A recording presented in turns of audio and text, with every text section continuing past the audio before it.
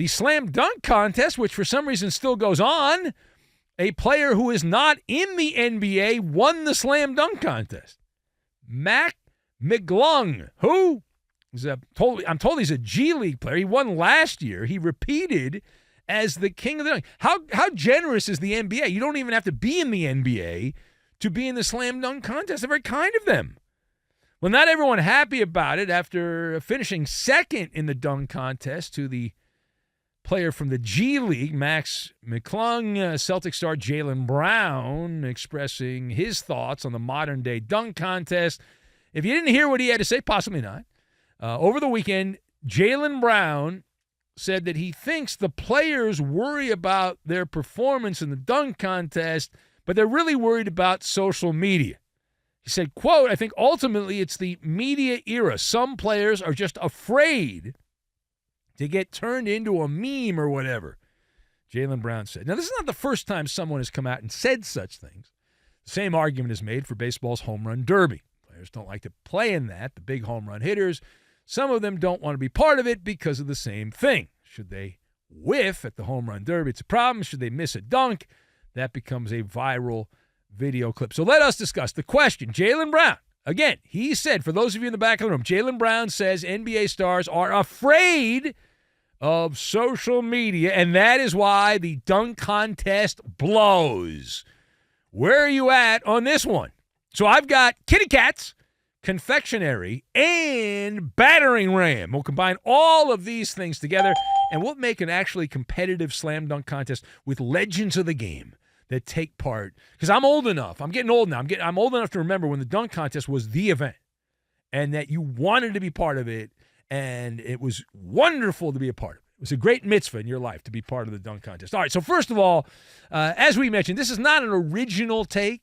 It's not a fresh take by Jaylen Brown, but he's repeating something that has been out there for a number of years. And we agree with Jaylen Brown, so therefore we thought, why don't we put this on the megaphone, the megaphone, and go with it. It's all about the machismo. It's all about the machismo. You had a group of stars who they've always been worried about their brand, right? Since Michael Jordan, actually before that, since Magic Johnson and Larry Bird, but it's only gotten bigger and bigger and bigger and bigger and bigger and bigger. So worried about the brand. But then you've got the kitty cats, right? You get the kitty cats over here, and these guys are a different breed. They're not so much kitty cats, they're scaredy cats. Scaredy cats. Rather than go into something saying, I'm going to dominate it, I'm not worried about failing, I'm worried about succeeding. They don't approach things that way. Rather than treating the dunk contest as a stepping stone to reach new heights, they're like, I'm already a made man. I don't need anything else. And so they're scaredy cats. They run and hide. And as a result, the NBA has allowed their signature event to go to Mac McClung and have him for the Orlando Magic G League affiliate in the NBA's G League. There, the first player to win the contest consecutive years since Zach LaVine back in the day for Minnesota in 2015 and 2016. So it's an emasculating situation for the NBA. Now, in addition to that, as far as the All-Star game itself, and I want to go back and circle back to that, how bad it was. Jaylen Brown had some comments on the state of the All-Star game. He said, quote, this is after the Eastern All-Stars put up 200 points to defeat the Western All-Stars, over 200 points. Jaylen Brown of Celtics said, hopefully as years go on, the All-Star game gets back to being what the fans want to see. Then Jaylen Brown gave the money. Quote, he says, I guess guys are trying to figure out, this is great, how to play hard and safe at the same time. How to play hard and safe at the same time. So what is your reaction to that? My reaction to Jaylen Brown saying the players are trying to figure out how to play smart, hard basketball, but safe basketball it reminds me of the words of the late Kobe Bryant, who famously pointed out shortly before he met his demise that the All-Star game, there are guys on pickup courts at UCLA at Poly Pavilion that play harder than they do at the NBA All-Star game. And it was like, so you can play hard in a pickup game when there's 30 people around, maybe drinking water and whatnot in a hot gymnasium in the summertime, but you can't at the NBA All-Star game with all these people watching. It makes little sense, but here we are. All right, now secondly, let's move on to the head coach of the Eastern All-Stars for some reason, Doc Rivers, 3-7 record as coach in Milwaukee.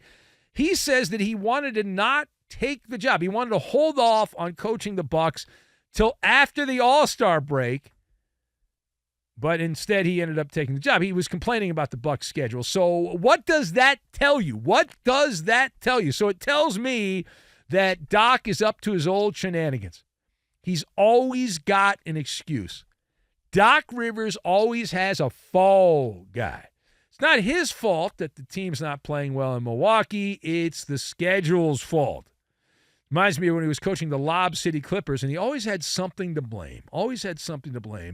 And Doc has mastered over the years the art of running a confectionery. And Doc loves the soft serve machine.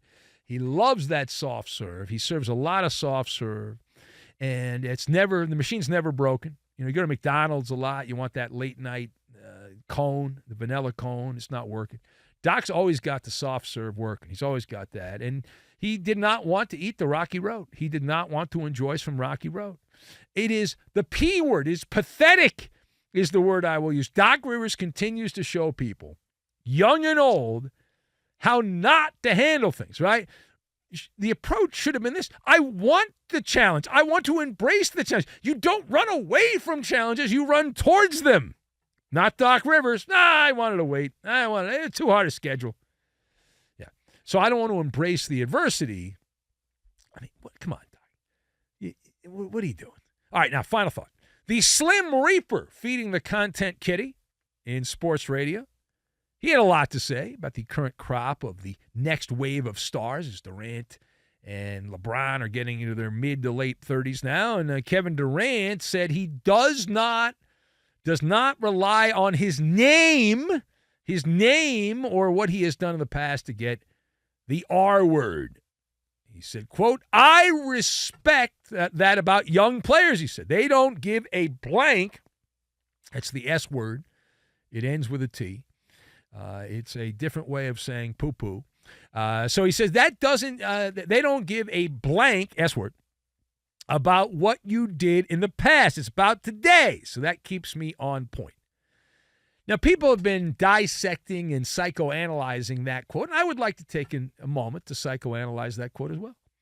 So how do you interpret the meaning of Kevin Durant saying that the young stars do not care about the accolades of players like Durant, the LeBron James, and whatnot?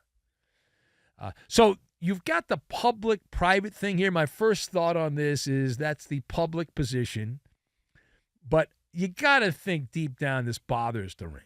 It annoys Durant. Durant gets annoyed by burner accounts on Twitter or X, which is called now. And so he has his own burner accounts on X and all that. And so you've got KD, who's put up this great resume of being a basketball hobo and bouncing around from team to team to team, all these awards and all that stuff. And he's annoyed. You bet you LeBron's annoyed. LeBron went on a rant as well. LeBron had similar comments. He talked about how cars and jewelry don't matter. It's all about the legacy. And so these guys can put up a facade, Kevin Durant, put up a facade, if you will, making it seem like, yeah, I like these young cats.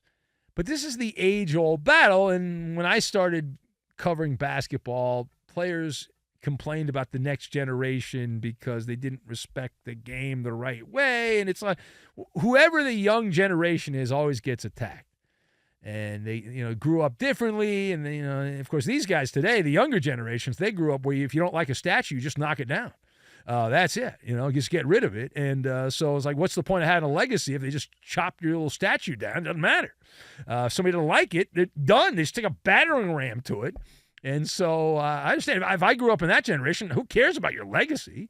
Doesn't matter. The statues get torn down all the time. Of course, to one degree or another, right? One degree or another, it's always been like this. I remember when in the early 90s, long time ago, guys started wearing baggy shorts, and this drove people nuts in the NBA. They're like, what are you doing?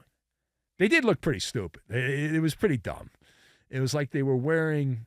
like MC Hammer, who was a big rap guy at the time. They had MC Hammer had those like parachute pants type things, and so A bunch of the NBA guys started wearing them, and there was like a contest to see how big they could get, and the older generation of guys hated it, didn't like it.